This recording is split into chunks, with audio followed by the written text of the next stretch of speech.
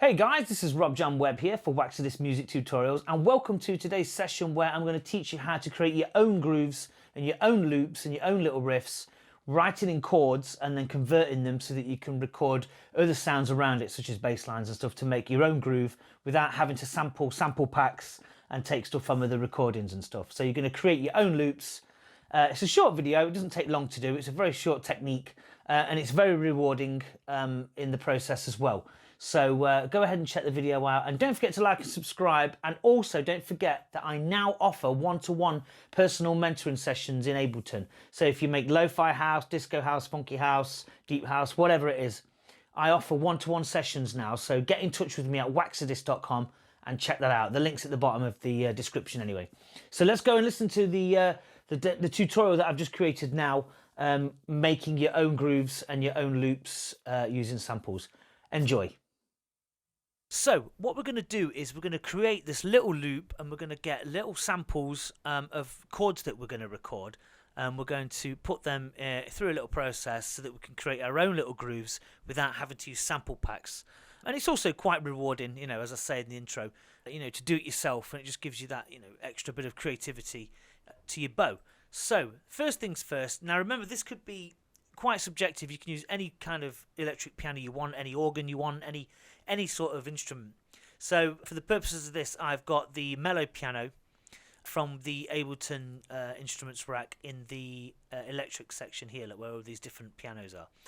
So I've got that over here, and it's this one here that goes like this, and it's just a straightforward rose, quite dry, quite flat. There's no you know, no characteristics to it, just dead straightforward.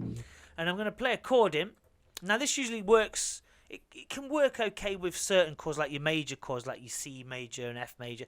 It works okay with them, but when you use a 7th chord or a minor 7th chord or something like that, it just works so much better, particularly for lo-fi house, deep house, and those kind of, you know, real like soulful, moody grooves.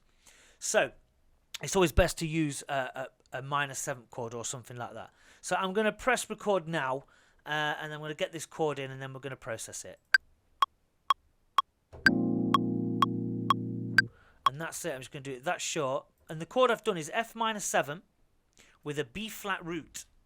And I'm just going to quantize that and open it up so you can see there. Look, the root is B flat on the left hand, just for one note, and then on the right hand on the next octave is F, G sharp, C, and D sharp. Put them together, it just gives it that nice little feel. And then what we want to do is we want to get a simpler and put a simpler in on the next channel down here, like so. Okay, so go to simpler and just pop that on there like that. And then with the chord we've just recorded, we want to take off the metronome, right click, freeze track, and then we want to drag the chord, extract it down to an audio channel so that it turns into audio. Okay, and then if we solo that, there's your chord. Just a straightforward thing like that. So then what we want to do is we want to get the simpler back up, get the chord, drop it into the simpler. You can put it in a sampler as well, it makes no difference. And then what we want to do is we want to go to the simpler and play the notes. And there you go, look. And it's just got that kind of deep sort of vibe that we want. So I'm just going to crank the volume up slightly on that. Now, basically, because we recorded this chord as an F minor 7 with a B flat root, if I play those 4 notes together, like that, it's not going to work. So remember, this is a chord note. So what we want to do is we want to create this sound so that it fits in time and in key with other instruments. So if we've got a little riff like that, right? Let's just get a little riff like that. I'm just going to get rid of that for the time being. And basically, what we want to do is we want to get the chords that we've just recorded into a little riff and put it back in as MIDI. So I'm just going to press record like now.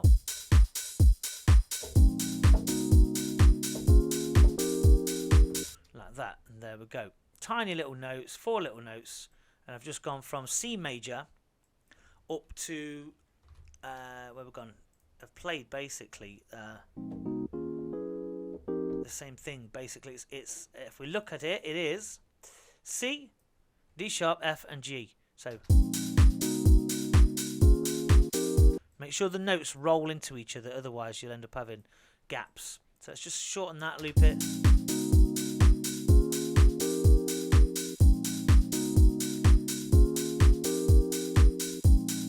And there we go, so that's that. So what we want to do around that, make it a bit characteristic, is go over here to audio effects, auto, oh, wrong one. Go over here and go to auto filter, turn the amount up, turn that to there, put that there, and give it a bit of character. And there you go.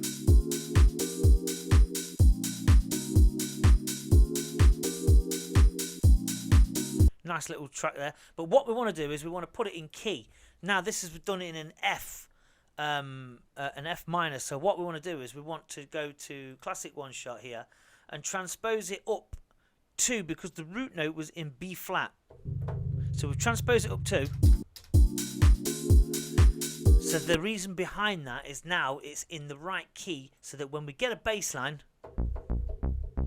play the C that we've done with this. If you look at this, we've got C here, right? And now we want to play the bass. It's in the same key now. So here we go, look.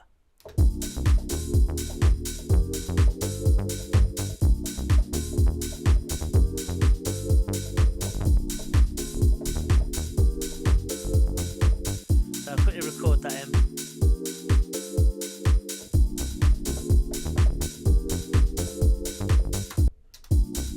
And then I'll quickly transpose that. Sorry, quickly quantize that. Let me just get all of the notes up. Is that alright? Bum, bum, bum, bum, bum. Just a little bass line. We could put the filter on this a bit more. Probably stick some, some kind of distortion on there. You know, you could put something a little bit gritty on it. So let's look at a bit of overdrive, just a tiny, tiny, tiny bit. There we go.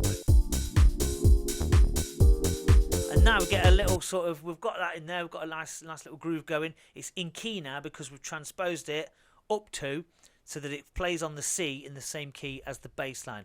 And then what we want to do is you want to just get a little lead line in here and just go a little bit crazy with it.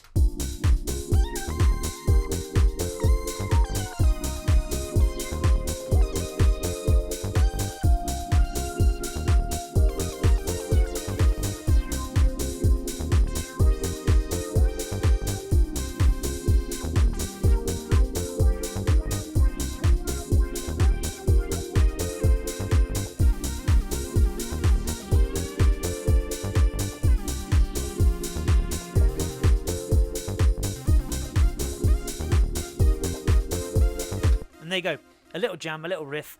But basically the whole purpose of this is to show you just how to get that kind of cool lo-fi sort of deep house chord riff pattern going. And the trick is just record in a chord that that you can play, and then freeze it, resample it, chuck it into a simpler, and then play the notes, and then transpose it up to whatever key it is you want to make in the track. So there you go. So that's how you do it. That's a few little tips there, how to create that cool little sort of lo-fi vibe. Create your own chords. Don't use sample packs. Do your own. If you can play a chord in, or you can draw a chord in, do that and then process it yourself. Thank you for watching, and goodbye.